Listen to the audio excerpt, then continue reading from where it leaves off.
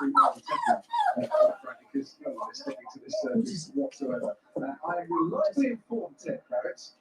You know these sort of things way better than me because you are the weather expert. There's not much of a front behind this one. So it wasn't what you're the weather expert. No, I've been working with you for years. The weather's going to ease up. When he wants to, that's a call there. Outside information on this one. I speak nothing with the riser, nothing at all. We did the same going water. We need to try and do something. I can't see Yes, you're right, Rob, said the text, because he's got the weather radar in front of him, and thank you, Rob, for this one. He says it will stop raining soon, and then they can get back out.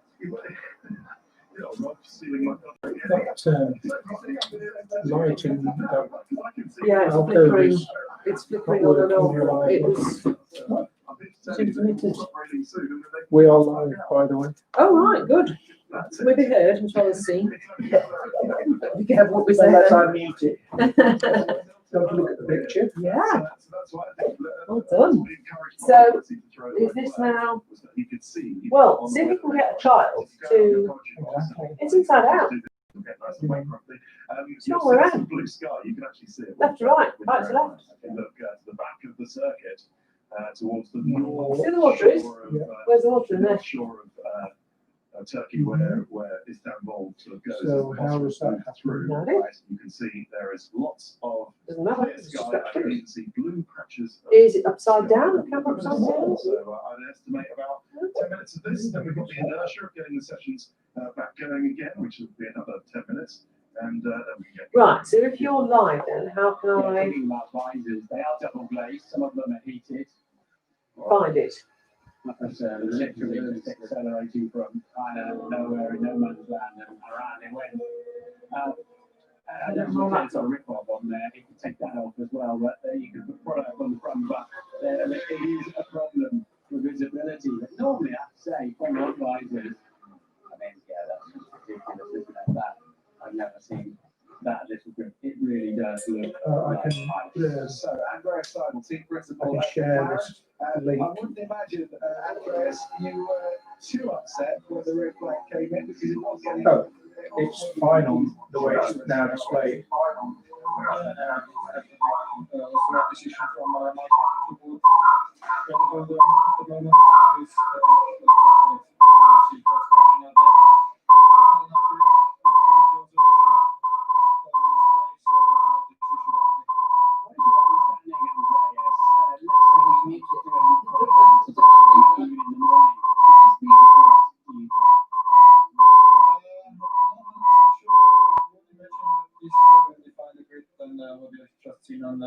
in this session so far.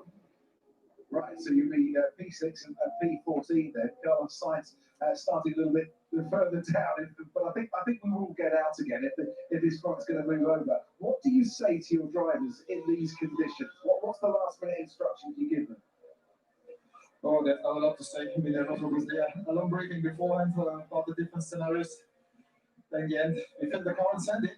And wait for them to come back. Now it's very important that in these conditions, and you benefit a lot also if the driver will actually work together for quite some time already, so that there's a clear understanding when they message each other what everyone wants, because it's important to understand what the driver is feeling out there, what we see here on the screens, what the different tire specs are doing, the different guys are running, and make the right decisions then. And let's see how that goes for the rest of these sessions. We heard Charlie Leclerc talking about visor issues. Have either of your two guys had any misting up or problems with visibility? No, not so far. At least not coming from the visor. Obviously, visibility on track is key to put a proper lap in, which is key then also to keep the temperatures in the tires. So very important to have the right track position. That's why, we saw at the beginning of the session as well. Everyone tries to be out as quickly as possible. It'll be interesting now because it was raining heavily now. But it's just looks like it's getting better in some minutes, and then hopefully we can have. And just finally, your decision to go on the intermediate tyres with both cars at the start. Who makes that decision? Is that you or do the two race engineers make that decision? Where's it come from? it's definitely not me. You don't say no credit on the yes. There would be something wrong if I have to make these decisions. Obviously, we have a lot of experts working in the background supporting Andreas as racing director, two race engineers and the two drivers. It's a discussion between these guys then. And from our point of view, this is where the right choice to go out at the beginning. Yeah, it's certainly not that way. Brilliant to talk to you. Would be quite an interesting grid crafting, wouldn't it? Oh, brilliant. Brilliant. Just a text message from a friend of mine saying, oh, stop it now. We'll have that grid. Esteban Ocon on pole in Formula One for the first time ever. Valtteri Bottas on the front row. Lance Stroll, who, to be fair, is not a bad driver at all in the wet conditions. Youngest driver So do you need to appear send on the me? front row at the back in a very wet Spa to pole there that year in this championship winning season. Lewis Hamilton alongside Stroll and Perez, Norris, Magnussen, was an feisty killer matches to the start. Albon, Fiat, Kimi Räikkönen in 10th there. And just happens and Leclerc 15th and 16th, but we should get out again. But I can't, you know, we're talking about probably tomorrow. Depends on the forecast you look at. Could be even more rain tomorrow. Yeah, we keep our fingers crossed that we don't necessarily get that. We don't want conditions where the race gets stopped or the race doesn't even get run. We don't want Lewis Hamilton to become a 7-time world champion by there being no race at all. He needs, once again, teammate Valtteri Bottas, as she said, needs to outscore by 8 points to keep the title race alive. At the moment, we've got qualifying with 6 minutes and 56 seconds to go, but all stopping because of the rain. So let's head back to the paddock side. And bang on cue, as you head back to the paddock rain spots. So there we are, as you can see, in behind us, as Ted was mentioning from his position, up there on the roof, the sky on the horizon. It appears to the weather is moving in from that way. Yeah, I think so. I mean, as you said, we can see the puddles behind us and hardly any droplets. So, Betsy, come. Move. Forecast has been pretty good. And hopefully, once we get 10 minutes, the 10-minute warning is what the teams need to get the cars fired up and warmed up, ready to go again. Yeah. We've got the amount of water that has fallen, those that have got a lap. In fact, I know now, as you were saying, that they can clear this, the full wet's at 84 litres per second, the intermediates at 30 litres per second. But are they going to get a better shot than those that have already laid one down? Oh, who knows that one? Again, you look at the track there at the moment, you can see it's pretty much sort of damp as anything. But I think at the end of the day, it's going to be down to, you know, getting as much temperature into those tires as they can. The more cars that are going to be on the track, the better it is going to be for those guys further out. Well, we think that Sebastian Vettel picked up pole position with 1:25 back in 2011, about 30-40 seconds slower than that. So let's have a look around Valtteri Bottas's lap there in wet conditions, and you can tell us about it through. Yeah, with about 7 minutes to go, they will have 3 times that. So this is Bottas on the full wet. Perfection. I would turn one. Watch how early he's shifting there. And every time he goes up the hill, it breaks traction as they're going uphill now. Dropping down, uses force here for the left-hander at turn 3. Trying to keep the revs low. And he's got a car in front of him, or 2 cars, 3 cars if I remember. And Bottas strongly because they're barely touching front. He's like coasting downhill between 3, 4, 5, 6 here. And just scrambling for grip. Which is the best way of picking up messages with emails on this He's laptop? catching these cars in front of him up to 7. Your email client. We're going to front having big standoffs here. That's another story.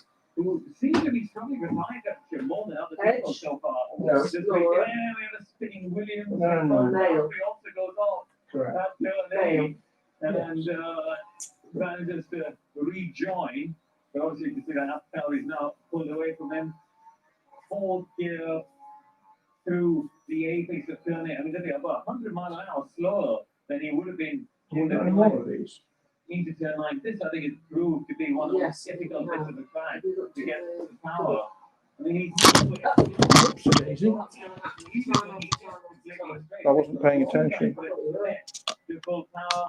Through that thing, they have a little Check that now.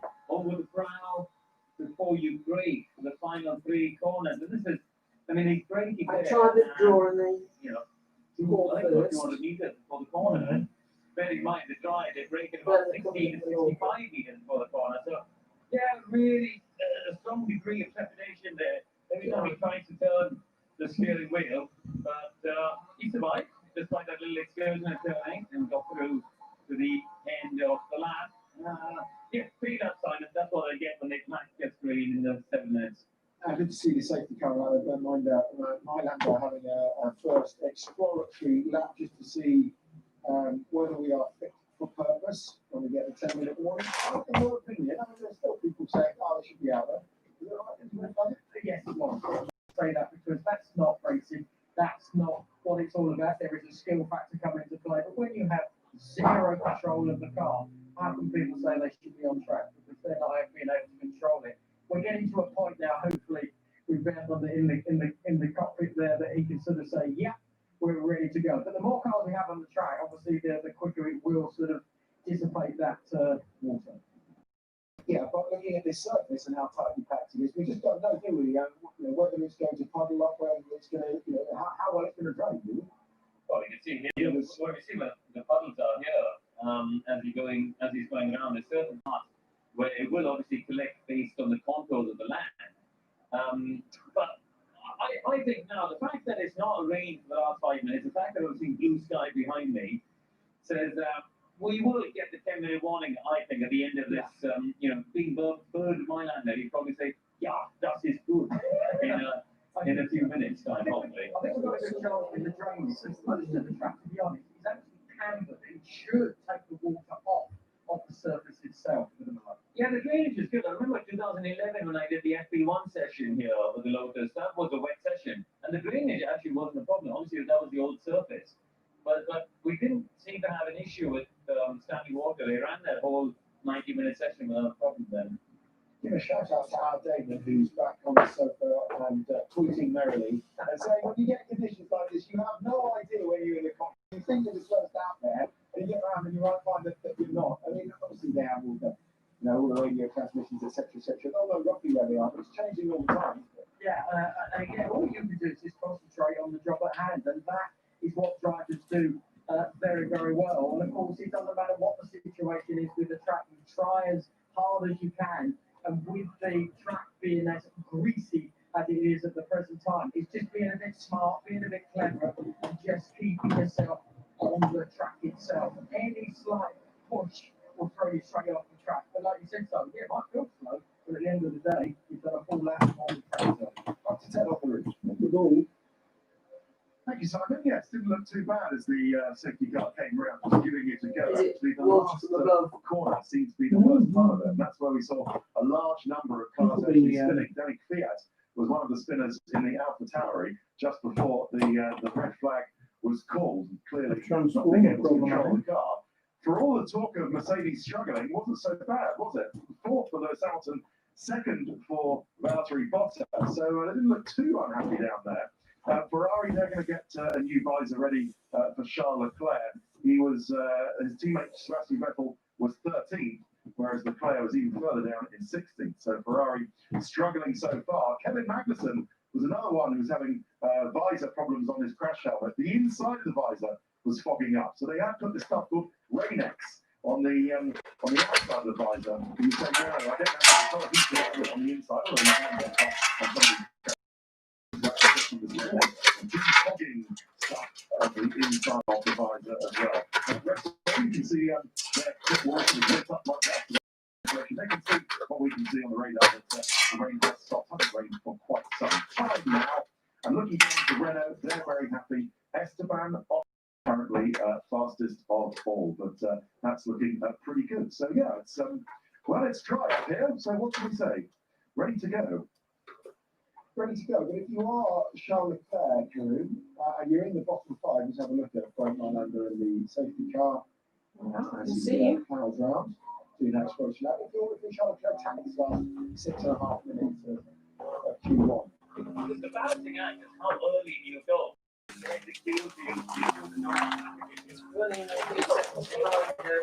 Yeah, of course I will do. And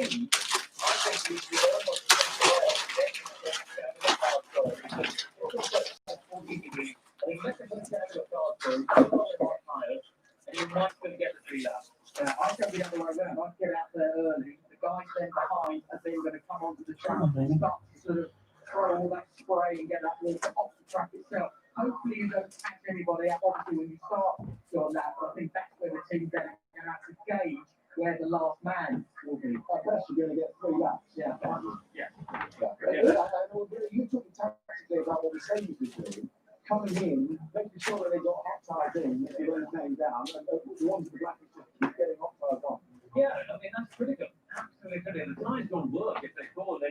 They come out of the blankets at 80 odd degrees in the wet. So when they get on the tires, it's plummeting. Plummeting. 15-degree flat down. So, I mean, it won't be a problem now. They all just add hot tires and they can go straight out. Is that how you want to answer? Yes. I wonder. Okay, helicopter is safety car. No word yet from race control. What standby? Let's have a look at the lighting. We'll get a 5-minute warning. The best forward lighting.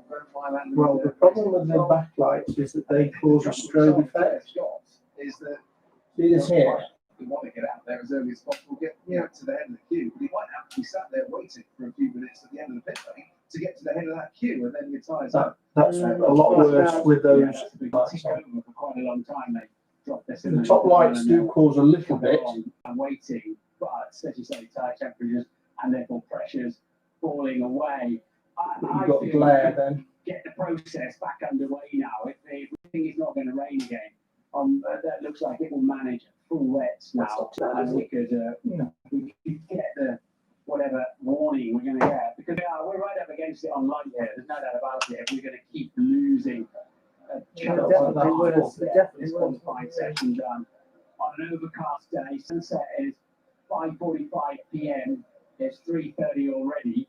We're only a dozen minutes into, well, less than that, into qualifying. So We're going to our slide off into the gravel and a red flag for that, yes, as well. yeah, so we need to press on. But I thought the track looked okay as it stopped raining. And by the way, if we couldn't complete qualifying in this That one, one person watching, Is that you? Esteban, it could be you. first Are you- No, I should start off.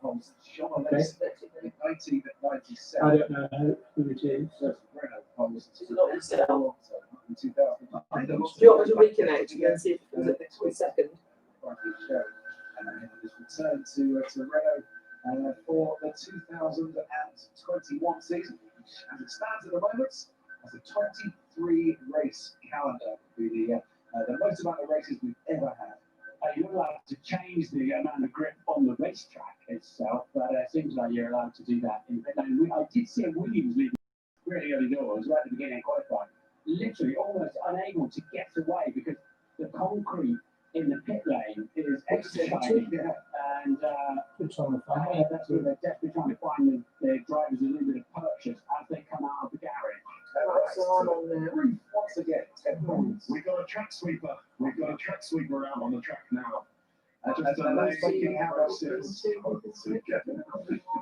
doesn't have a Merton Borough Yes, true. Council logo on the back side of it. It says Intercity, which, by the way, this is you might have seen it's called the Intercity Istanbul Park. Yes. Now, Intercity is it's like a car leasing firm, we believe. So it's like a sponsorship deal, like the Emirates Stadium. Wasn't this track very south for a while? A massive big car park.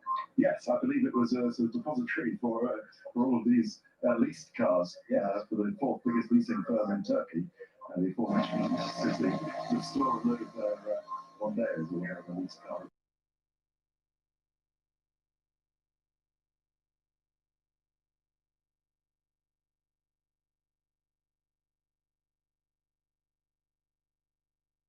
Have a chance, in those 9 years. What you said you do. Well, they don't know that Yeah, yet. they don't know that yet, but they'll find out about it in an hour's time. Well, a mess. We can't control the weather, can't we? So we should have thought of that. But someone who can control what tires he goes out on has done a brilliant job. Is Sergio We Perez. have None of these full wet tires for him. Max. He did his quickest lap, which I believe is probably P5. I was wrong. Even better, on the intermediate tyre. I did double check this, and he did. That was the only tyre he ran in the beginning of that session. So credit, respect to Checo. Great car Right, control. does this on the take me back to intermediate. this The only one who could do it. Everyone else was like 4 Yeah. minutes. Amazing. It was those that got out early and made an intermediate lap work, and that they didn't make a mistake too much, or they didn't have to abandon. It was the early laps that really set this order so far. 17 race points, scoring streak at the moment for Sergio Perez in his career. The only man I don't know what happens to score in every single race for this season. It's two, of course, after the positive COVID test at Silverstone. So we're still waiting for the front race control. We still have the red flag. We've got track sweepers out on the track to try and get some of the puddles away. But even when we do get out there, and I'm confident that we will, it's still going to be massively slippery. That's the right phrase. Yeah, I mean, back in Australia, 2013, unless you've already said this, Scotty, we did finish Q2 and Q3 on the Sunday morning in Melbourne for the Grand Prix. So there is a precedent for this. Of course, we have no idea what the weather will be like tomorrow morning anyway, but at least we have no support races that will need to be cancelled or rejigged around. So there's time in the track schedule because there's nothing else going on the track other than Formula One. Yeah. So that would help. The track sweeping is taking place in turns 7 and 12, which makes me think that it could be a while before they get there. To be honest, they are not the fastest moving track sweepers on the planet. The last time we saw one, it was going through turn 1. So I'm hoping they've not kind of come out from the final corner. They've got to make their way to turns 7 and 12. it was the only thing we've seen make the apex in turn 1 so far in qualifying, wasn't it? To be frank. And they did look much quicker through turn 2, I thought, than the F1 cars. I say they're very slow. One of them did overtake them when I was doing my track run on Thursday evening, although we were going uphill. Quick question for you.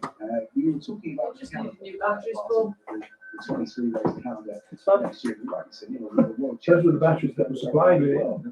Quite a few of our viewers will say, well, if we do that, isn't it about time we went back So literally the new batteries were there. race in Africa? Is there any chance we could ever go back to Kailan and things? We often get people saying, we want to see racing back at Kailan. We can't afford it. Yeah, I mean, we used to have wonderful races down there. We used to go testing down there. I remember with the driving team going down there and testing, and a big following. Of course, we've got a big following on our show, haven't we, of South Africans who love F1. But there are, I mean, Miami is put on the back burner at the moment, but there are so many venues at the moment, quite keen, thank goodness, to have a Formula One race. And I guess to an extent, we follow the money, don't we? In F1, always did, and probably always will. But there's also, we visit all the continents, and we except South Africa at the moment. Absolutely. It would be great to go back down there. It's a balancing act between finding the right tracks to give us great racing, and also providing the money and bringing in the money that you need for Formula One. As we've learned, back at Imola and you don't need a palace anymore with garages that you can have a football match in, like Formula One. They are working. I thought I'd fiddle with them. We need to change our goals and our criteria a little bit after this year. But I think for the country, we'd love to go back to Carlisle one day. The container that will here at the moment is that TBC race. The difficulty is fit on there, but still be able to read it. It's not. Malaysia is a very strong contender, and I don't think people will be unhappy to go back to Malaysia because it's great. they are considerably different in the range of weight that they will cope with. What you can do is get another piece of that first base. And this was a great track, and we had a long track in India as well, but it was good to go down there, but there were all sorts, I think, of import issues for the cars and obvious why we haven't been back there. But yeah, there's a lot of wonderful facilities around the world. This is the Happy with toast again. next year, starting in Australia on the 21st of March. Back-to-back races with the China, and then that TBC race that was going to be Vietnam, and now could be Malaysia.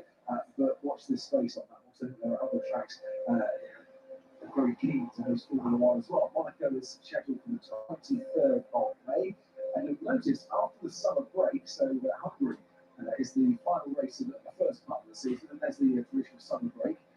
After that, Belgium, Zandvoort, and Monza is a triple header, followed by a week off, and then Russia, Singapore, Japan being a triple header. Now that's a brutal schedule for the teams there to get all that in.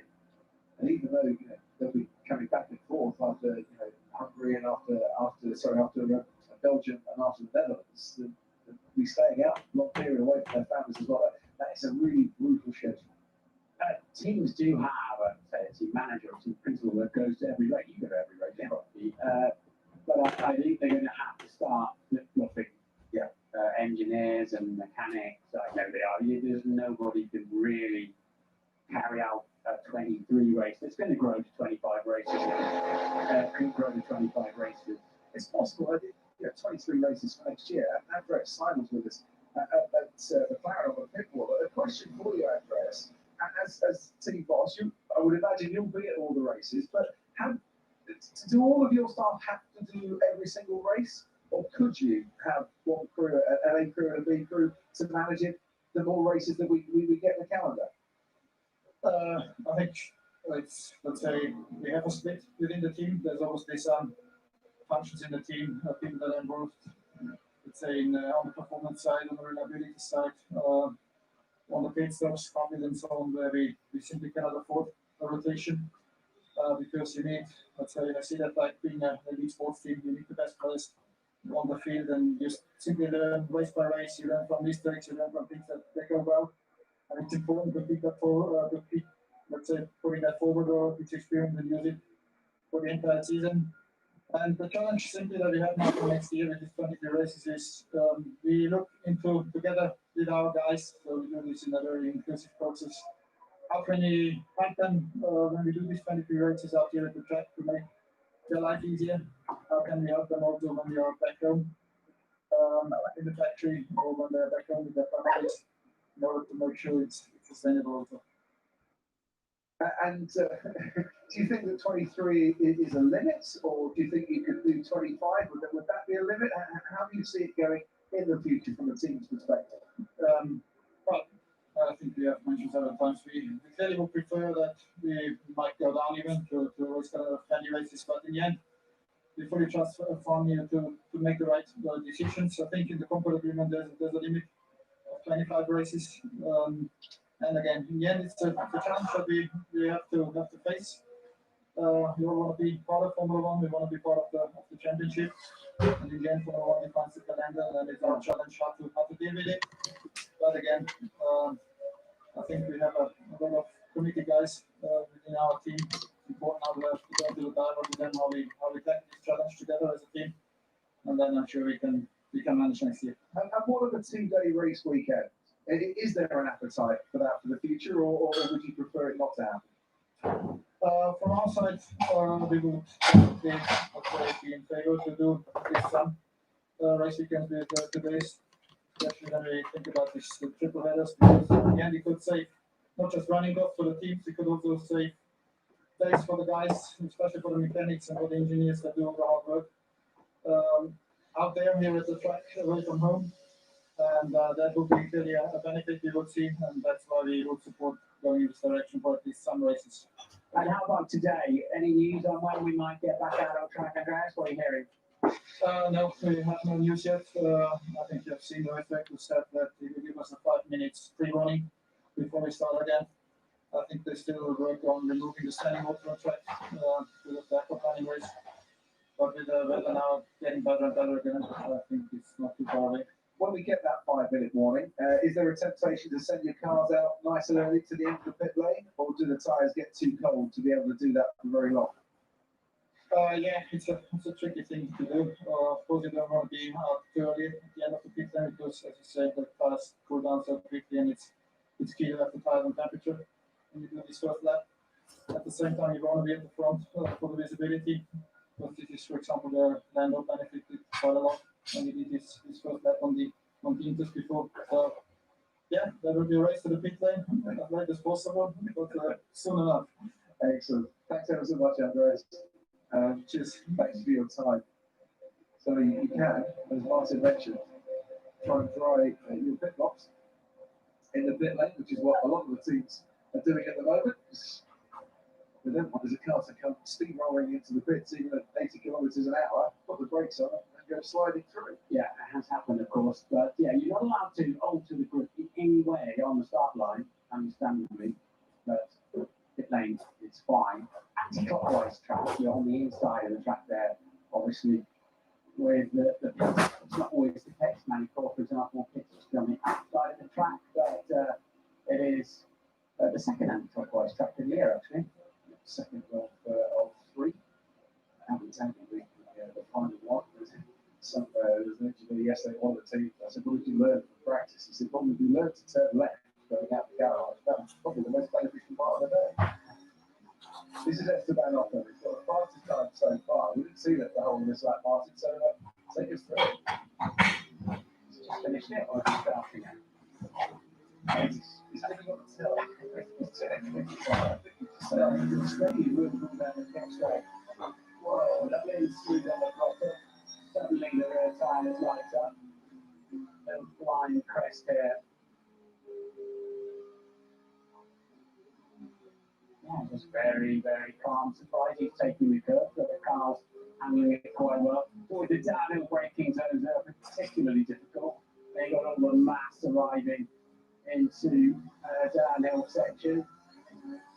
Yeah, so until it gets into 5th, 6th gear, he's lighting up the rear tyres. The rear axles, he's applying the power. 2-wheel drive cars, of course, rear-wheel drive.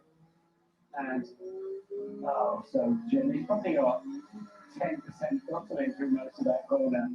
And now you've got the quadruple apex turbo. And that's staying really low pretty much everywhere. This is the scary bit. When do you really give it full torque demand?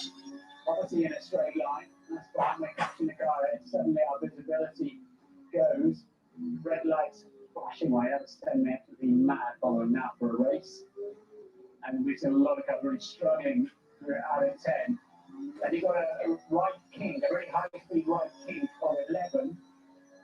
So if it was as fast as that, we did it with quite a lot of traffic, easing up a little bit. Are we going to go up the inside? No, he's going to take it easy. And we've got 12, 13 and 14 in quick order. He's really kind of more minding his business than putting in the fastest lap. That's what I find so funny. Just survival lap, basically. Yeah, it's tick over on the apexes. And let's see when he can get over the wheel spin in the pit straight. There we go, forward spinning at the straight. Often when he just Thank you, Dan. is when it breaks traction. And that was his fastest lap. That's his fastest lap. But maybe It's everybody's fastest lap. he's one for the conditions. If I'm a great estimate of course in that wet weather section that we had at the Styrian Grand Prix. Oh, seems like a long time ago now, Ted Kravitz, when we were in Austria. So long, Ted's fallen asleep. It was the start of the season. It was the start of the season, wasn't it, Crofty? Yeah. Only that the start of the season was in July, not March. Right, here comes Bert Maylander again in the safety car after the track sweepers with their big vacuums and their rotary brushes have done their thing. Although I haven't seen the one that lives on the pit straight come back to the pit straight, but he should be coming back, or she, whoever's driving the road sweeper. But this lone mechanic at Red Bull is doing a sterling job, and it's just doing sort of one-man job of actually trying to dry out the pit box, which he is managing to do very well. His colleague at Ferrari is doing it with a rather smaller leaf blower over next door. Should actually underline the performances of Lando Norris and Lance Stroll as well. Even though they finished the session on full wets, they did do their quickest times on the intermediate, as well as Sergio Perez who did pretty well. And what else was I going to tell you about? That's about it. And you give me sort of sit on things like that. It's a bit. I'm not sure. Is that careful? Oh, yeah, that's Sebastian Vettel, who was saying on the radio that the conditions were so bad, they were worse than aquaplaning. And I just didn't really understand how you get worse than aquaplaning. Maybe Martin can expand on that. No, I was thinking the same thing. I don't know what's worse than aquaplaning. I've been upside down a couple of times. There's not much grip when you're doing that, when you're in the air, but that's worse than aquaplaning. Yeah. Right, so maybe it's somewhere to grow up, but we've Maybe. So Bert Mylander is going, as you can see, the safety car driver to make sure that that track sweeping has been done sufficiently to get rid of all the water, to see what the film levels are like at the moment. While we drive on forward, Damon Hill, ladies and gentlemen, who's at home at the moment. Let me have a go, he says, at driving this track. Come on. Well, David, if you can get your jetpack to Istanbul, I'm sure we could use it. Very useful thing. That's what Maybe he hasn't got expression eyebrows next time we see him. We'll know why. when straps your arms. Is he finally decided golf is not the way forward? And I'm actually going to go jetpack riding instead. Yeah. Surfer, golfer, jetman, midlife crisis. Yes, I erred on the side of caution because I knew more much of it is. It's easy to have it, it's taken away. So Bert Mylander, come on. I don't like it when Byrne comes straight in the pits. I like him to go down the pit straight, suggesting he. Oh no, it's fine. It's fine. He's even happier. He doesn't need the pit straight. He's decided it is so good that we can get going again, ladies and gentlemen. There's the best of news that you wanted. 15:55 local time. So in 20 seconds, the session will restart. So we've decided that halfway round. That brilliant. Because we've got 6 minutes and 56 seconds of qualifying to go here, and an absolute race to get out of the bottom 5. If you're Max Verstappen and Charles Leclerc, it is squeaky backside time. Of that. They are separated at the moment, safety and relegation, by 7 thousandths of a second. 7 milliseconds between the Red Bull driver, Red Bull in their 300th Grand Prix this weekend, and yes, Christian Horner has been on the pit wall for every single one of those 300 Grand Prix, and Charles Leclerc, who has been magnificent so far in these conditions this weekend, and I would imagine wouldn't have expected to find himself down in the bottom 5. Like an advert we had in the UK, isn't it, where the guy used to go, yes, the fruit's ready. When Bert Mylander says, yeah, we're off. The man from the safety car says yes. Absolutely good. So Nicholas Latifi, right at the bottom, along just behind his teammate George Russell. Latifi's had a spin so far. Gasly's had a spin so far. Grosjean has gone sideways off the track as well. It's all manner of problems. The first time qualifying, but now, as what have we got? 3 minutes. When do you send your cars out? You want to be at the head of the queue so that you get the best view of the track and you don't get the spray from the other cars. But how long can you last there, letting your tyres cool down? Well, you know, Martin, there's not much chance of getting the temperature back in again. Yeah, well, your lap's going to be 2.25 minutes plus any time you're stuck in the pit lane. It could mean the difference between getting that third lap in or not. So you'll risk the tyre temperature. You need to be well up in the queue. And because the track would have changed a lot since the cars were last out there. Does everybody come out? Does Esteban Ocon, Andrew Bottas said was safe? Yeah, absolutely. Matt Bottas did a 204 that was deleted. You know, we saw Ocon's lap. He was just minding his own business. He learned from that. But you know, it's faster, but you can tell that there's a lot more time out there. You can hook a lap up. So we're going to have to get out there. And Albon, I think it is, in the front of the queue. He's going to have no tyre temperature when he gets going. That's the problem. And what you're praying for as well, especially if you're trying to get out of the bottom 5, is that no one has a spin in front of you, or we don't get another red flag or double wave yellows that destroys your lap without being a problem. The higher performing teams, the bigger teams, are at the far end of the pit lane as well. They've got the most distance to travel. They could get a queue jump down there. Renault looking remarkably relaxed. It's all part of the plan down there. So we've got a minute and a half just under. Ferrari have sent their 2 cars out.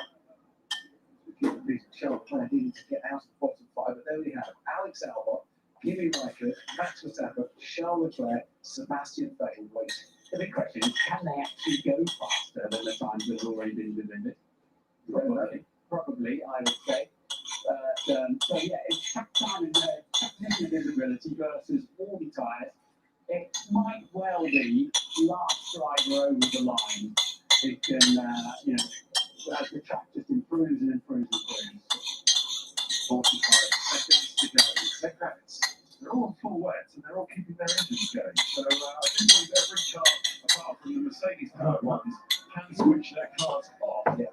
started Like to it. get on the energy recovery system.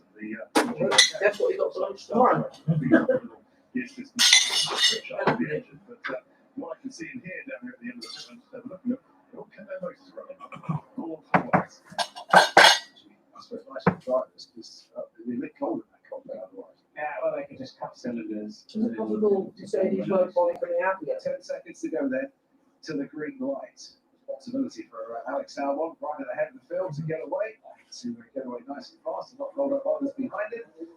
Not have any issues on these exploratory laps. They might just have a look at what lap times other people are doing. Cut in behind the Ferrari and ahead of They might just be leaving it until others have gone round and drive the track and then just bang a couple of laps in.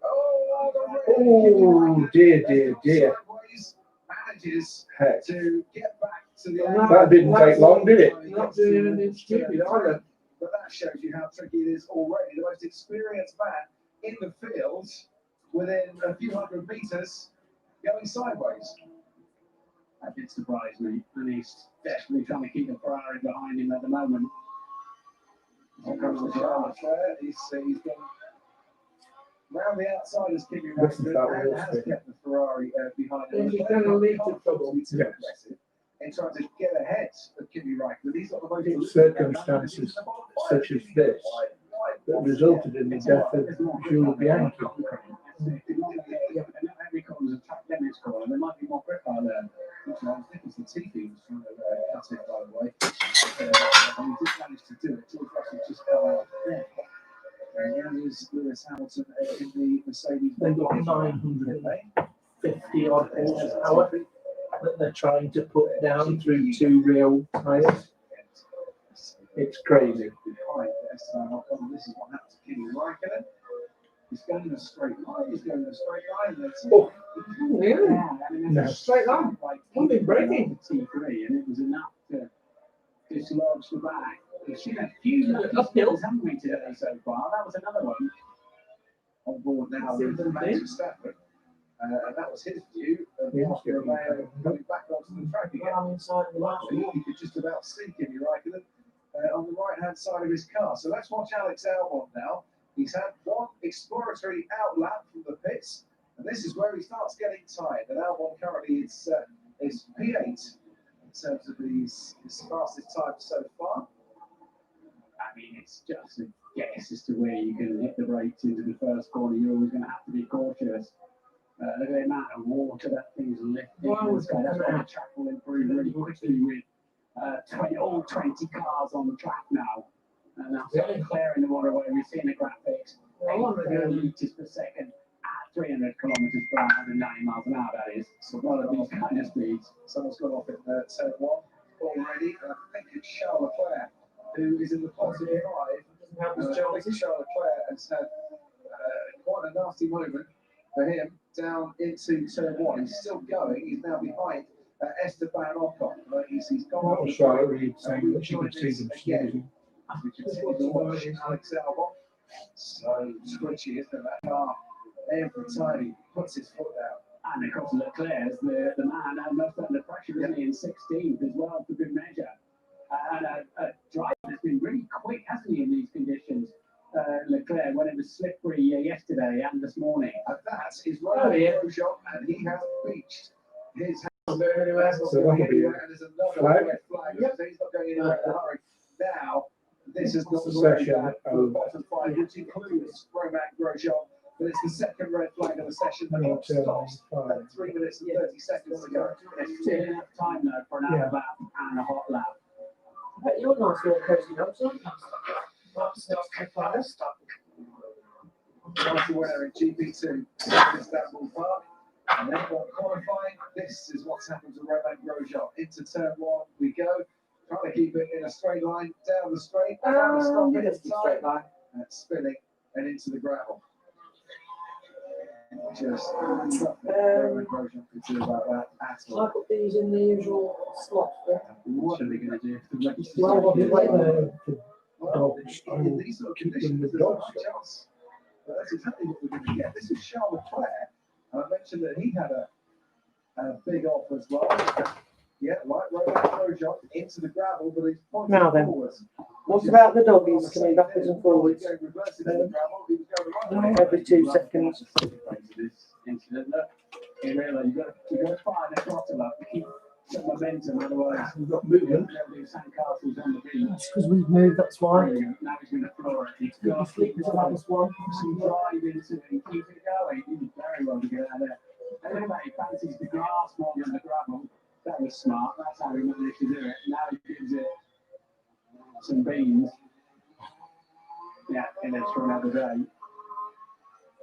But this man doesn't. Grosjean is out of qualifying. Turned himself to injury. Would they have deleted Charles Leclerc's lap time if the red flag hadn't come out as well? Because he exceeded track limits. Possibly. But they said no on that one. But yeah, now he's Grosjean out of qualifying. And another red flag while the marshals retrieve that stricken Haas car. So all the cars back into the garages eventually. And put another set of the wet tyres on. New sets that have been sat in the blankets. You can imagine for a bit longer. How long is this delay going to be? Fingers crossed. Got one more. But having seen how the cars are performing on that, lap and a half that we got, is Michael Massey of a view to wanting to restart this? I wonder. If you were the race director, what would you do? Having seen so many cars struggle in a very short space of time. Well, he's going to restart it at 3 minutes past the hour. And that's fine. I think the track's not waterlogged. There's not any grip, but it's not waterlogged. And I'm really not sure anybody's going to go faster. Looking at those various dramas, we're going to have to. I think we're just going to keep getting this qualifying session done a bite size at a time. Absolutely. I would assume there's absolutely no point showing a massive gap if you're Charles Leclerc and Ferrari thinking we'll stick the inters on, see if they can go any faster than the Wets. If they're all struggling, maybe you could do an intermediate lap. But I would imagine that would be slower as well. Yeah, but when you see Kimmy complaining off on full Wets, I don't know how this is will. It was quite quickly clear that something walked away. If you're 7 meters, probably means a shunt. Right, so there's a struggle around the garages. Of course, 3 sets of wet weather tyres. But when one set's not on the car, the other 2 are keeping warm in the blankets. So we want some nice wood tyres on before they go back out again. So they're in 30 seconds. Dead.